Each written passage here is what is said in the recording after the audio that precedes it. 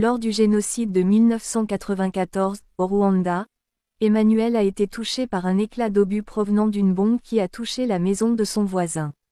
Emmanuel est mort des suites de ses blessures non soignées et a été emmené au paradis et en enfer pendant son expérience de mort, et c'est pendant les jours où il était mort qu'il a vécu l'au-delà.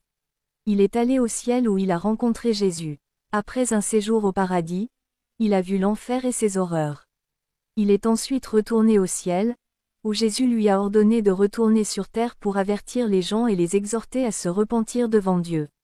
Mon salut à vous, je suis Emmanuel. J'étais mort pendant 7 jours et je suis revenu à la vie. Ceci est mon témoignage. Avant de mourir et de revenir à la vie, j'étais un chrétien né de nouveau. Je travaillais dans une radio allemande de la ville et j'étais un homme d'affaires. Je faisais de l'import-export lorsque j'ai été enregistré. Jésus m'a dit par l'intermédiaire d'un prophète: je ne t'ai pas réservé pour siéger dans l'Église mais pour sortir dans le monde. Je t'utiliserai comme prophète auprès de nombreuses nations et de personnes différentes. Vous prophétiserez aux dirigeants et aux rois. Cependant, vous traverserez des moments difficiles et douloureux. Cette prophétie a marqué un tournant dans ma vie. J'ai décidé que ma mission était de rechercher la face de Dieu comme jamais auparavant. J'étais déterminé à remplir ma mission et mon objectif sur terre. J'étais si zélé et déterminé que j'ai dit que le diable n'avait aucune chance contre moi. Plus tard, j'ai eu une vision de mon pays. J'ai vu le président se faire tuer et de nombreux Rwandais se faire tuer, des corps dans la rue et dans la brousse, d'autres flottant sur les rivières. J'ai vu l'eau se transformer en sang et une fosse commune être creusée. Dieu m'a dit d'avertir ces gens de cesser d'assister aux réunions politiques le dimanche. Ils devraient plutôt aller à l'église et prier. J'étais tellement passionné de plaire à Dieu que j'ai formé un ministère pour faire une différence dans ma ville et ma communauté. Plus tard, Dieu a envoyé des gens pour me soutenir. Il a été unanimement convenu que la manière la plus efficace de servir Dieu était la sensibilisation. Nous avons commencé un ministère de sensibilisation qui supervisait les campagnes d'évangélisation, les visites à l'hôpital et les activités de plein air. La visite à l'hôpital était spéciale pour moi.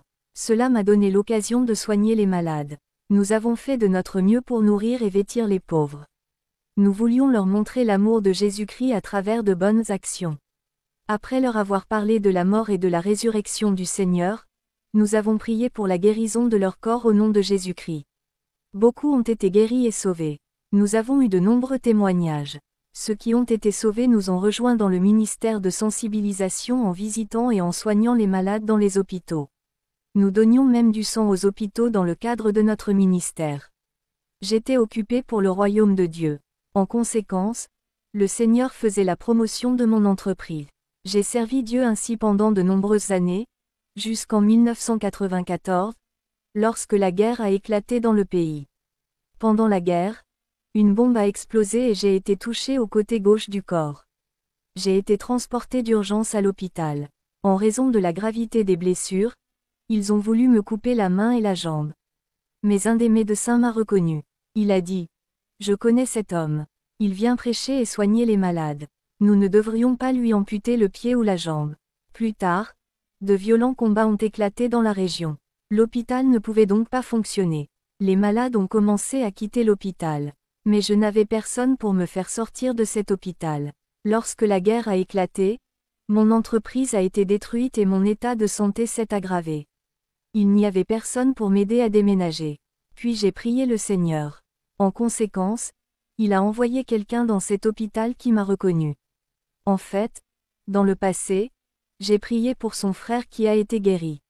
Il m'a transporté hors du Capitole et m'a conduit dans un hôpital de fortune qui était une école. C'était bondé de monde mais il y avait quelques infirmières. Après un certain temps, les combats ont repris dans la région.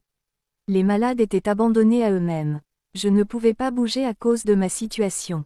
Lorsque les miliciens sont arrivés à l'hôpital, ils étaient en possession de couteaux et d'épées.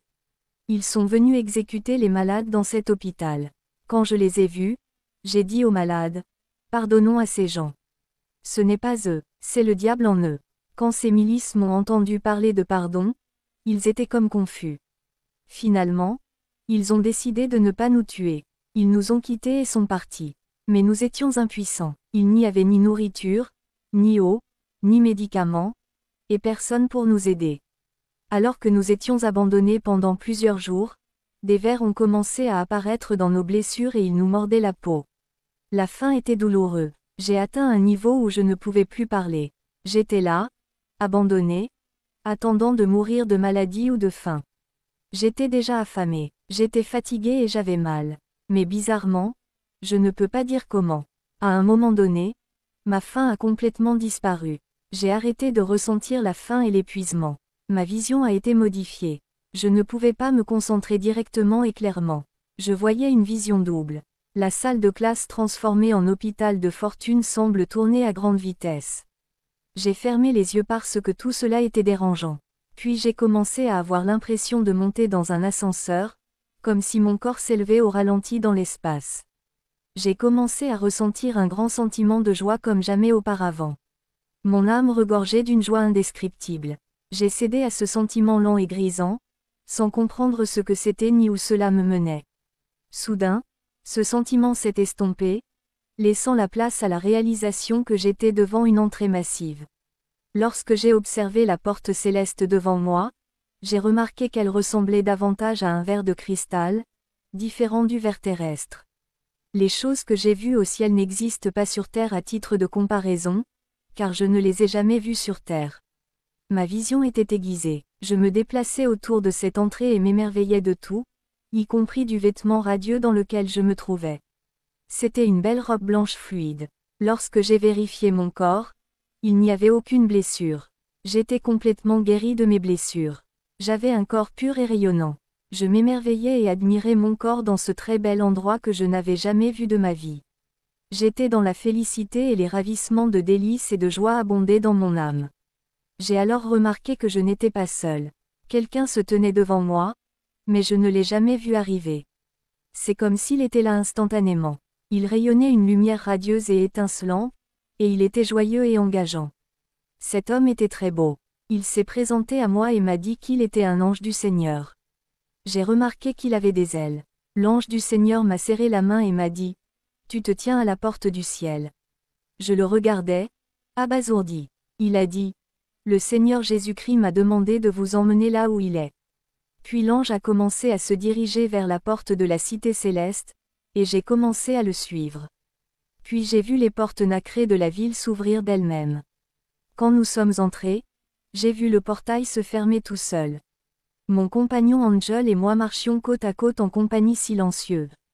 Je crois que la description de la magnificence céleste n'est pas possible avec le langage humain. Nous marchions dans une rue transparente et dorée, mais je ne parviendrai pas à décrire les choses avec la précision qu'elles méritent. De douces fleurs de diverses et belles couleurs bordaient le trottoir doré et les belles rues d'un royaume céleste. Ces fleurs flagrantes dégageaient un arôme glorieux et des parfums divins qui remplissaient magnifiquement l'atmosphère. J'ai vu des fleurs d'une gloire sans faille et avec une variété infinie de couleurs, dont beaucoup je n'avais jamais vu auparavant quoi que ce soit à quoi je puisse les comparer. Ces fleurs épanouies bougeaient et s'agitaient dans leurs propres airs d'adoration. Ils s'ouvraient et se fermaient en rythme, à l'unisson. D'un côté de la route, les fleurs s'ouvraient et se fermaient en harmonie. De l'autre côté de la route, les fleurs s'agitaient et dansaient au rythme de l'adoration. Nous marchions sur cette immense route remplie d'arômes de fleurs odorantes. J'étais rempli d'une joie extatique abondante dans mon âme. Tout dans ce royaume éternel de lumière glorifiait le Seigneur, y compris les fleurs. Et ces fleurs célestes dégageaient un règne de belles couleurs. Alors que nous marchions dans la rue de l'or, je ne sais pas trop à quel moment mes pieds ont été soulevés du sol. Même si nous marchions, j'ai remarqué que nos pieds ne touchaient pas les sols. J'ai remarqué que je pouvais voir et zoomer sur de longues distances au paradis, et que je pouvais me rendre dans des endroits lointains à la vitesse de la pensée. Le rythme de notre marche semble accélérer de cette manière et à cette vitesse. Nous nous sommes retrouvés devant un magnifique trône. D'une manière ou d'une autre, sans introduction, je savais qui était assis là. Je savais que c'était le Seigneur Jésus-Christ assis sur son trône de splendeur royale. Son visage était d'une lumière intense et radieuse. Je l'observais avec admiration et contemplais avec émerveillement sa présence à couper le souffle. Alors Jésus se leva de son trône et me serra la main. Sa main était douce et chaude, comme celle d'un bébé. C'était une salutation de bienvenue. Lorsqu'il m'a serré la main, Il m'a transmis de la joie et du rire, le son de sa voix m'a rempli de joie et m'a fait éclater de rire. J'ai tellement ri de joie et Jésus m'observait. Puis il m'a dit, « Je suis Jésus-Christ. J'étais mort, mais maintenant je suis vivant. Moi seul, je suis mort pour l'humanité. C'est pourquoi je suis assis sur ce trône de miséricorde et de grâce. Celui qui croit en moi trouve la vie éternelle. Je vous ai amené au ciel afin de vous montrer les récompenses de ceux qui me servent sans hypocrisie. Je vous montrerai le lieu de repos de ceux qui sont fidèles et je vous montrerai le lieu de tourment de ceux qui ont négligé et rejeté ma miséricorde. » Immédiatement, j'ai vu Jésus revêtir son corps terrestre et il m'a montré les marques sur ses mains et ses pieds. Il m'a montré la couronne d'épines sur sa tête. Il m'a montré le côté où il était percé. Il dit, « Je vous montre cela afin que vous puissiez être sûr que je suis celui qui est mort et qui est revenu à la vie. » Ce sont des preuves de ma crucifixion sur la croix. Puis j'ai vu Jésus revenir à sa forme glorifiée. Il a dit que le jour où il reviendrait pour son Église, nous serons comme lui. Jésus a dit, « Tout pouvoir et toute autorité sur terre et sous la terre m'ont été donnés. Celui qui vient à moi aura la vie éternelle. Je suis celui qui a pris le jugement sur moi afin que le pécheur ait accès à la gloire éternelle. Je t'ai racheté avec mon précieux sang, car tu sais que ce n'est pas avec des choses périssables comme l'argent ou l'or que tu as été racheté du mode de vie vide que tu as hérité de tes ancêtres, mais avec le sang précieux du Christ, un agneau sans défaut ni tache. » 1 Pierre 1h18-19, Jésus a dit, « Sans l'œuvre de la rédemption, personne n'entrera au ciel. » Alors Jésus se leva de son trône de grâce et commença à marcher sur ce pavé d'or. Je l'ai suivi pendant que nous marchions dans la rue de l'or remplie d'arômes et de parfums divins. Après m'avoir expliqué le but de sa mort pour l'humanité, nous avons commencé à déambuler dans les rues du monde céleste. Puis Jésus m'a emmené visiter le grand chœur angélique. Lorsque nous sommes arrivés autour du cœur du ciel, j'ai pu sentir et voir l'image de la vraie royauté, et leur corps céleste resplendissait. Ils étaient tous vêtus de robes blanches étincelantes. Et quand ces anges me souriaient, j'ai remarqué que leurs dents brillaient comme de l'or. J'ai remarqué qu'ils avaient toutes sortes d'instruments comme je n'en avais jamais vu. Ceux-ci étaient d'un bel or chatoyant. J'ai vu des guitares dorées, des harpes dorées et des trompettes. Alors que les anges du Seigneur battaient des ailes à l'unisson, une belle mélodie semblable au son d'une série de tambours joués a été produite. À ce moment-là, j'ai rejoint les anges et j'ai commencé à chanter cette chanson mot à mot. Je ne peux pas expliquer comment j'ai pu connaître les paroles de la chanson. Alors le Seigneur Jésus-Christ s'est tourné vers moi et m'a dit, « Quand tu reviendras sur terre, tu ne pourras te souvenir d'aucun de ces chants car ils sont célestes. » Mais je me souviens que lorsque j'étais en Angleterre, pendant 40 jours de prière, j'étais plongé dans la prière et j'entrais en transe. En conséquence, je chantais inconsciemment ces chants célestes. Mais quand je reprenais conscience, je perdais ces chansons. Cela m'est toujours arrivé lorsque je suis seul en prière. Le Seigneur rayonnait d'une grande lumière lorsqu'il montra ses anges et dit, « Mes anges dans ce cœur célèbre avec louange le moment où un homme m'a reçu sur terre. » Les applaudissements angéliques sont la première récompense que reçoivent les pécheurs lorsqu'ils viennent à moi. Mes anges célèbrent avec joie lorsqu'un pécheur vient à moi. J'étais fasciné par le cœur angélique du ciel. Je les observais et les écoutais avec une profonde gratitude. Si cela ne tenait qu'à moi, je serais resté là pendant des lustres. Sachant cela, le Seigneur Jésus m'a demandé de le rejoindre et de continuer la visite. Le Seigneur Jésus m'a dit, « Je veux te montrer un corps. » En un éclair, Jésus et moi étions de retour sur terre. Nous étions suspendus dans les airs, regardant le déroulement dans la salle de classe où ma dépouille gisait sur le dos dans l'hôpital de Fortune. Les gens ne savaient pas que nous étions là. J'ai vu des gens envelopper un corps dans une couverture, mais j'ai pensé qu'ils devraient pleurer. J'ai eu une forte envie de les toucher mais Jésus m'a arrêté. Mes restes en décomposition étaient enveloppés dans un drap. Jésus a fixé son regard sur moi et m'a demandé, « Connaissez-vous ce corps dans la couverture ?» J'ai répondu, « On dirait une vache pourrie. » Jésus a dit, « Non, c'est votre corps, pas une vache pourrie. Vous ne pouvez pas le reconnaître à cause de la gloire de votre corps céleste. Vous êtes maintenant dans ce corps céleste. Vous ne pouvez pas comparer votre corps terrestre avec votre visage céleste. Beaucoup de gens apprécient ce qu'ils voient, mais ne se soucient pas des choses éternelles. Mais si le mirage du corps céleste leur avait été révélé, Ils abandonneraient tout pour en hériter. Il y a aussi des corps célestes et des corps terrestres, mais la splendeur des corps célestes est d'un certain degré et la splendeur des corps terrestres est d'un autre. Le soleil a un degré de splendeur, la lune un autre, les étoiles un autre, et les étoiles diffèrent des étoiles par leur splendeur. 1 Corinthiens 15h40-41 Prendre soin de notre corps est une bonne chose, mais autant nous prenons soin de la partie extérieure, autant nous devons prendre soin de l'homme intérieur qui verra le royaume. Préparer l'homme intérieur nous aidera à entrer dans le royaume de Dieu. Notre cœur a besoin d'être nettoyé régulièrement par la lecture de la parole et les prières. Beaucoup de chrétiens nés de nouveau jouent avec leur éternité parce qu'ils n'ont aucune idée de la gloire et des choses que le Seigneur a préparées pour eux. Cependant, comme il est écrit dans 1 Corinthiens 2/9, ce qu'aucun œil n'a vu, ce qu'aucune oreille n'a entendu et ce qu'aucun esprit humain n'a conçu, Dieu a préparé des choses pour ceux qu'il aime. Les gens ne sont pas sérieux parce qu'ils ne connaissent pas la grande récompense que Dieu leur a préparée. Beaucoup ne parviennent pas à comprendre ce qui leur est réservé pour l'éternité. Si seulement ils connaissaient le monde céleste, ils m'auraient servi de tout leur cœur. Les gens prennent soin de leur corps qui est temporaire, mais ils ne parviennent pas à préparer leur cœur et leur homme intérieur. Les gens ont le temps de prendre soin de leur corps terrestre, mais ils n'ont pas le temps de prendre soin de leur corps spirituel et de leur homme intérieur. Ils nourrissent leur corps terrestre et en prennent soin. Pourtant, l'homme intérieur qui a besoin de prière et de lecture de la parole est ignoré. L'apparence de beaucoup de gens est belle, mais leur cœur est méchant car ils n'en prennent pas soin. Bien-aimés, nous devons prendre le temps de prier et de lire la parole de Dieu afin d'être forts, et nous devons faire attention à l'esprit de piété. Nous devons apprendre à marcher avec l'esprit du Seigneur. Lorsque l'esprit de Dieu nous pousse à prier et à lire la parole, nous devons écouter l'esprit de Dieu. Jésus a dit, « Beaucoup de gens manquent et perdent leur bénédiction parce qu'ils n'écoutent pas et n'obéissent pas à la voix de l'esprit. » Lorsque l'esprit de Dieu vous dit de faire quelque chose dans l'Église ou envers l'homme de Dieu, si vous n'obéissez pas, le Saint-Esprit dira à quelqu'un d'autre de le faire. Et cette personne sera bénie parce qu'elle aura obéi. Ensuite, nous sommes montés au royaume des cieux pour une visite du monde céleste. Alors le Seigneur prit un rouleau et lut ceci, « Ne laissez pas votre cœur se troubler. Vous croyez en Dieu, croyez en moi aussi. Dans la maison de mon Père, il y a de nombreuses pièces.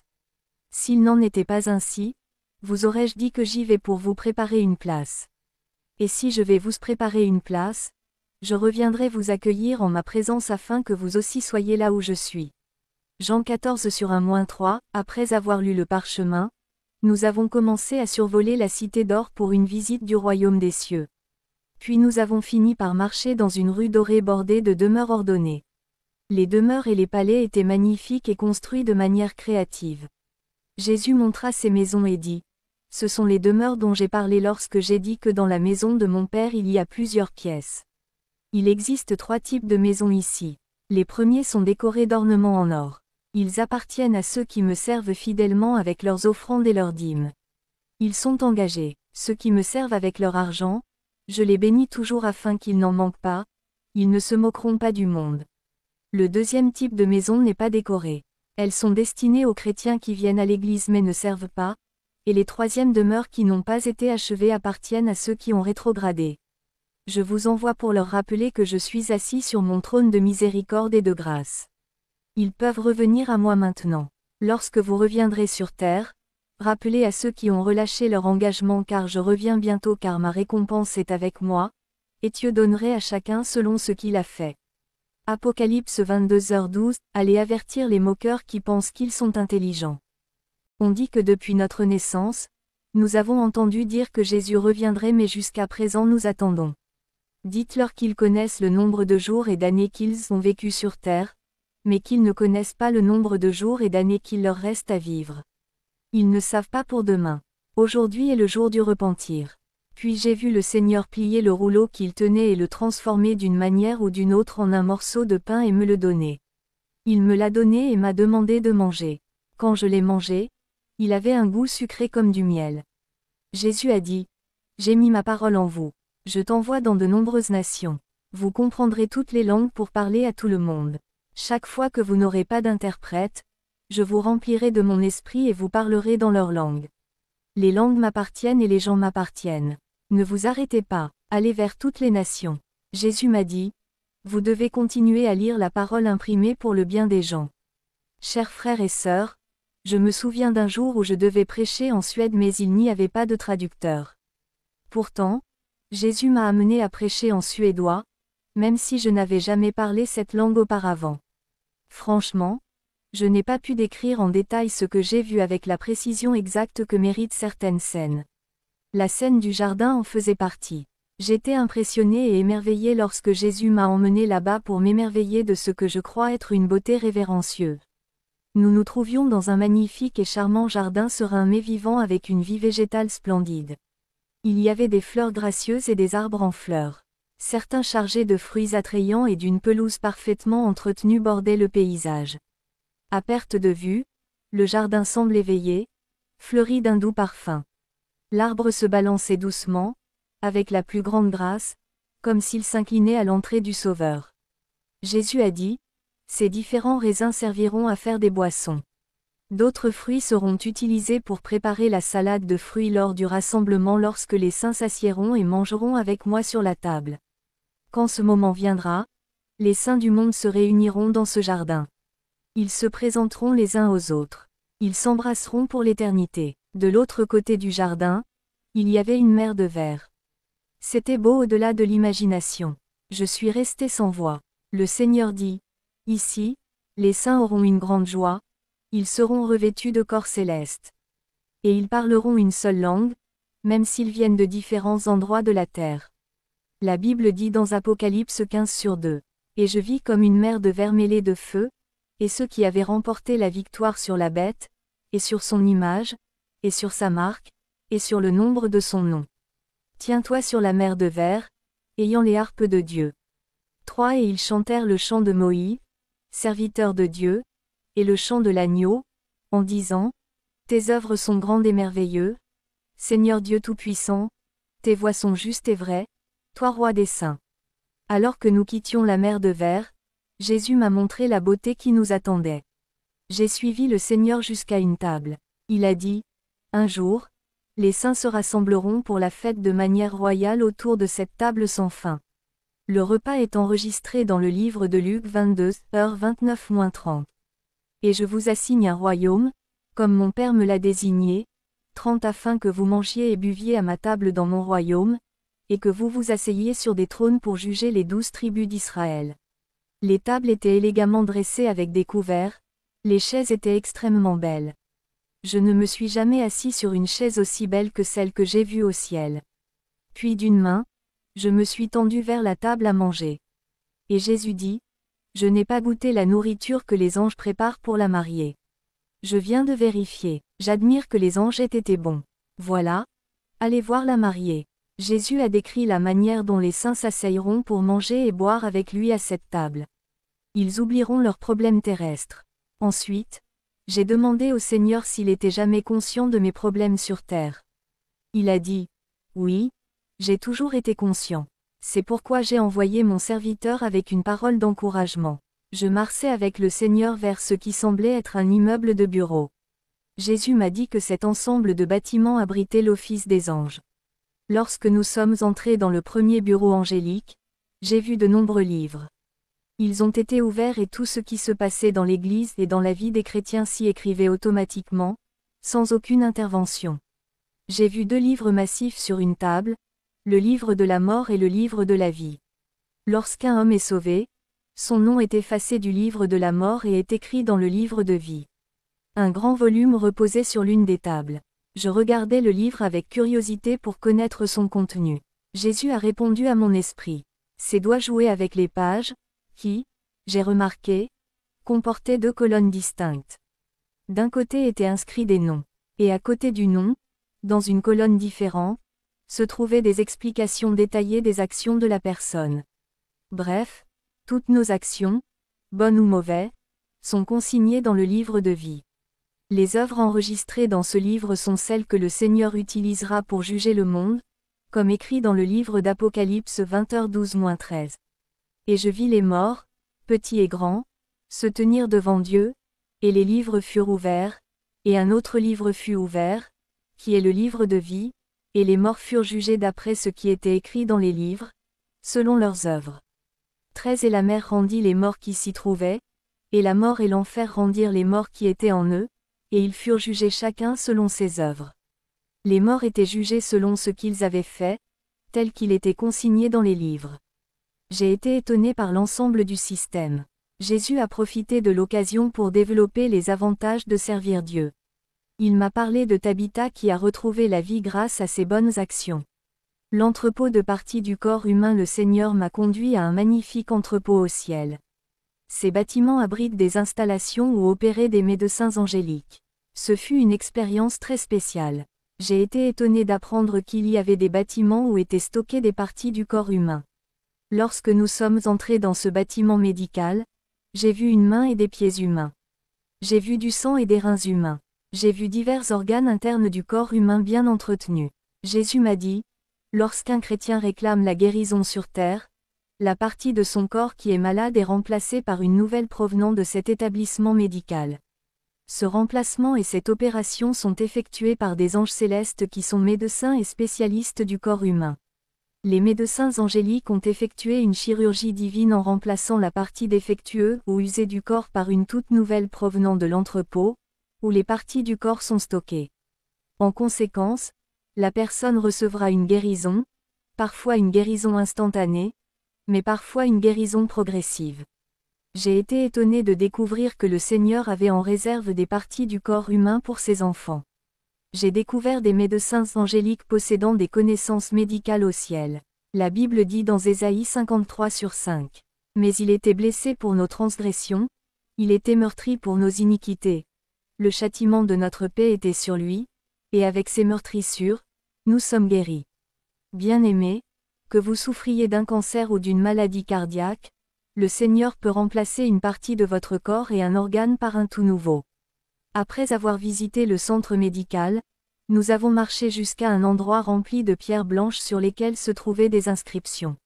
Le Seigneur a dit, « Ceux qui recevront ces pierres en ce grand jour de mon retour seront révélés au public. » Apocalypse 2h17 Je lui donnerai une pierre blanche, et sur la pierre sera écrit un nom nouveau, que personne ne connaît sauf celui qui le reçoit.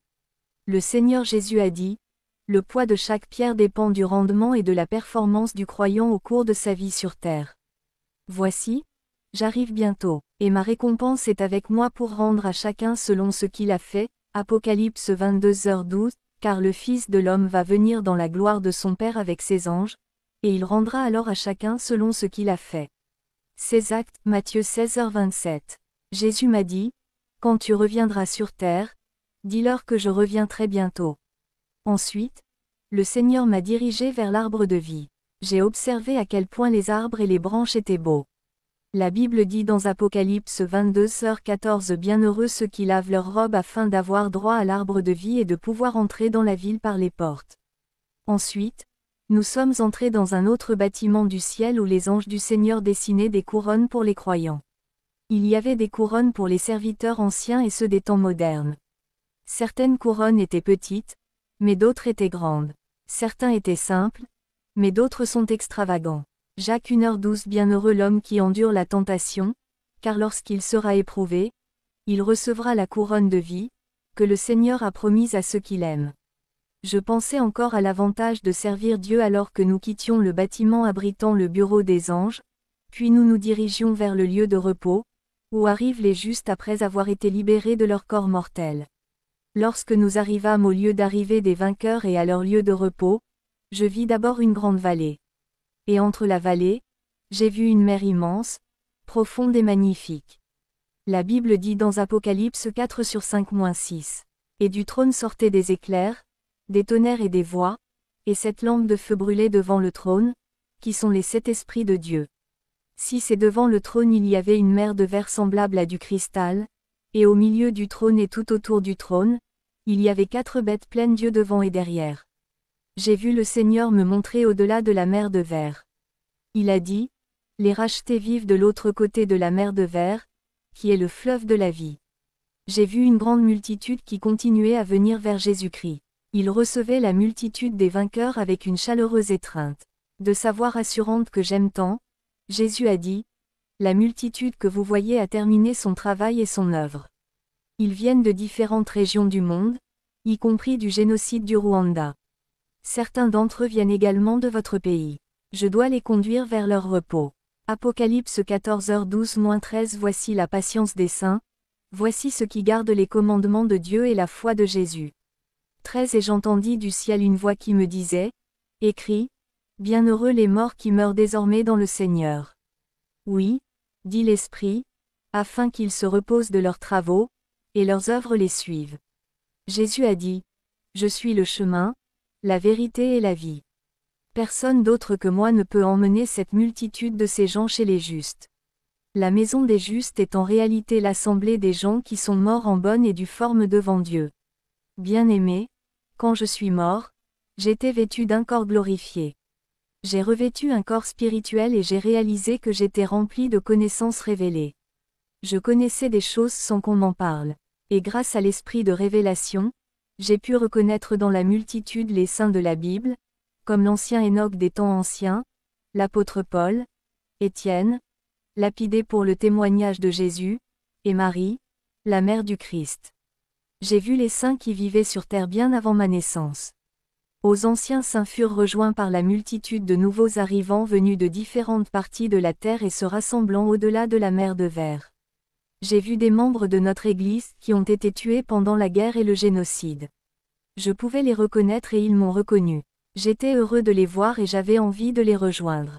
Mais le Seigneur Jésus a dit, une fois que vous aurez traversé la mer de verre, vous ne pourrez plus revenir à la vie. Ce sont les saints dans leur lieu de repos. Ils ont fini leur travail. Ces gens m'ont servi avec un cœur saint. Ils se sont séparés et se sont détachés du monde. Ils se gardaient saints et gardaient leurs vêtements blancs et impeccables. Alors que je me tenais là, je pouvais voir des gens arriver dans la cité céleste. Ils ont été reçus et embrassés par Jésus.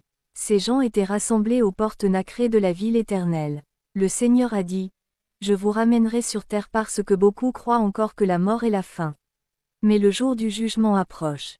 J'ai essayé de m'adresser à certains saints mais ma voix n'a pas pu les capter de l'autre côté du fleuve de la vie. Ensuite, le Seigneur m'a donné quelque chose qui ressemble à des jumelles. Grâce à cela, j'ai pu leur parler comme s'ils étaient plus proches. Leur joie était contagieuse. Je voulais les rejoindre de l'autre côté de la rivière. Mais le Seigneur m'a arrêté en me disant que quiconque parviendrait à cet endroit ne pourra pas revenir à la vie. Lorsque j'observais loin derrière la multitude des saints et les maisons des saints, je vis les 24 anciens et les 4 êtres vivants. Les anciens avaient une apparence très glorieuse et une beauté céleste. Je ne pouvais pas les voir clairement. Mais dans leurs mains, ils avaient des choses qui ressemblaient à des coupes précieuses, et ils adoraient, mais je ne pouvais pas identifier celui qui était adoré. Apocalypse 5/8. Et quand il eut pris le livre, les 4 bêtes et 24 vieillards se prosternèrent devant l'agneau, ayant chacun des harpes et des coupes d'or pleines d'odeur, qui sont les prières des saints. Alors le Seigneur dit, « Emmanuel, je veux que tu retournes sur terre et que tu racontes aux gens ce que tu as vu. » Puis j'ai soudain réalisé l'absence de 2 personnes importantes avec lesquelles j'ai travaillé dans le ministère.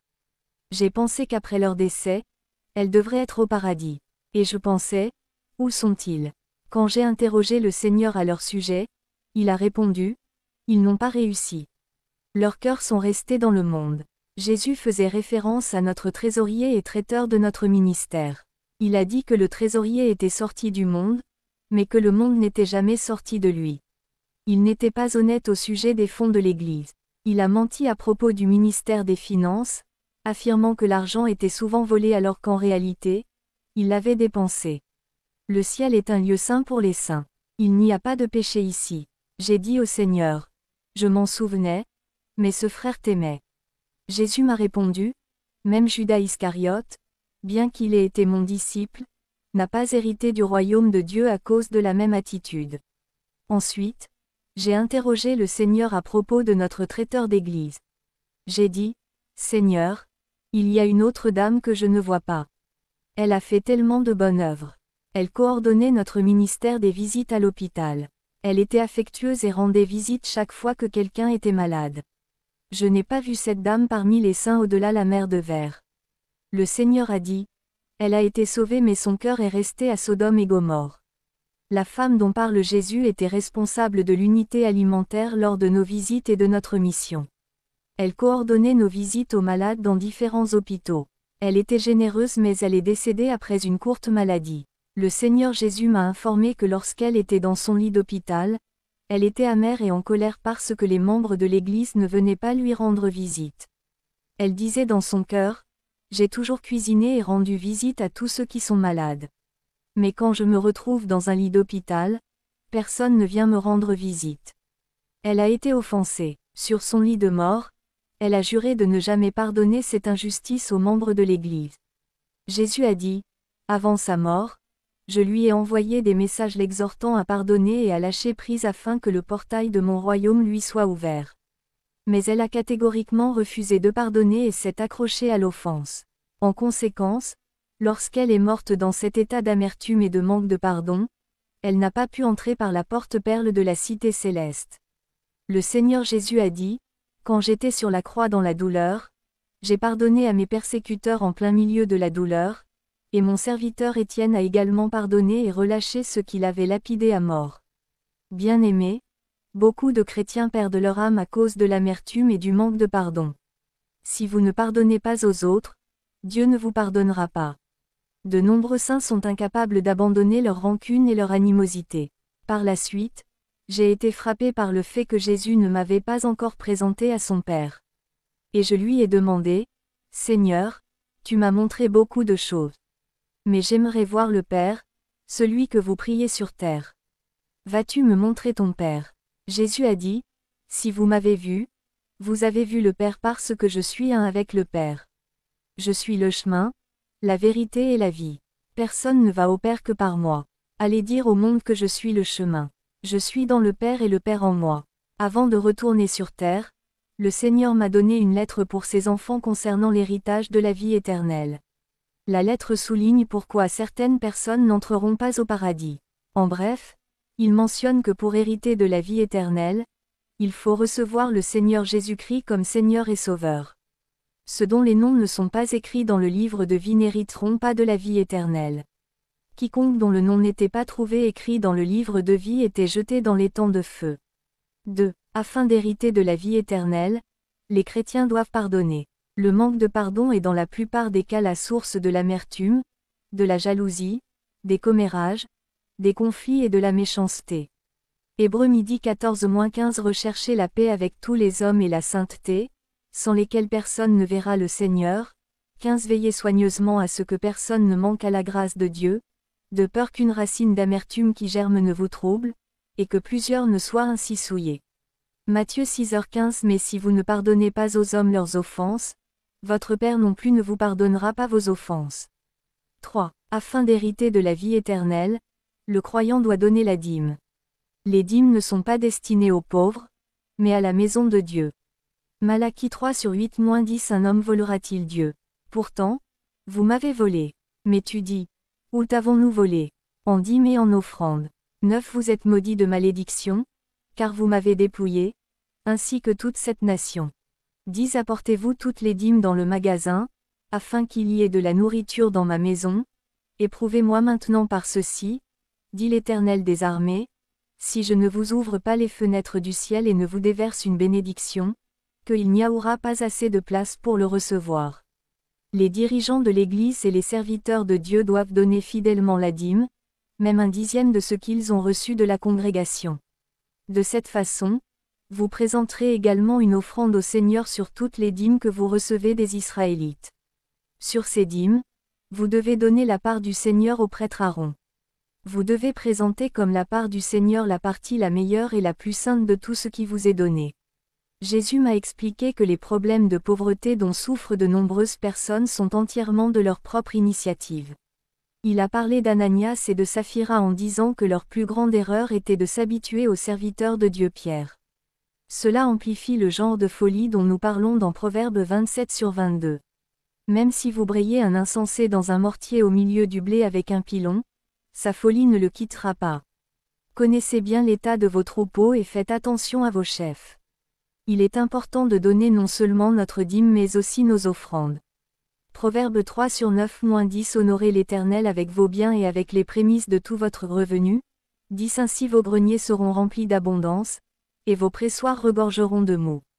Proverbe 3h11-12 Mon fils, ne méprise pas la discipline du Seigneur et ne te lasse pas de ses réprimandes, car le Seigneur reprend celui qu'il aime, comme un père le fils en qui il prend plaisir. 4. Gardez vos vœux pour hériter de la vie éternelle, il faut croire et accomplir ses vœux. De nombreux croyants n'ont jamais pris la peine d'honorer leurs vœux. Cependant, Jésus a parlé de Jephthé, un homme qui honorait diligemment ses vœux. L'histoire se trouve dans Juge 11. Jephthé mena les Israélites dans une bataille contre Ammon et, en échange de la défaite des Ammonites, fit le vœu de sacrifier en premier tout ce qui sortirait de la porte de sa maison. Lorsque sa fille fut la première à sortir de la maison, il regretta immédiatement le vœu qui l'obligeait à sacrifier sa fille à Dieu. Jephthé a alors réalisé son vœu. Ecclésiaste 5/4-6 Lorsque vous faites un vœu à Dieu, ne tardez pas à l'accomplir, car il n'a pas plaisir aux insensés. Payez ce que vous avez promis. Il vaut mieux ne pas faire de vœu plutôt que de faire un vœu et de ne pas payer. Ne laissez pas votre bouche vous conduire au péché et ne dites pas devant le messager que c'était une erreur. Pourquoi Dieu devrait-il être en colère contre votre voix et détruire l'œuvre de vos mains?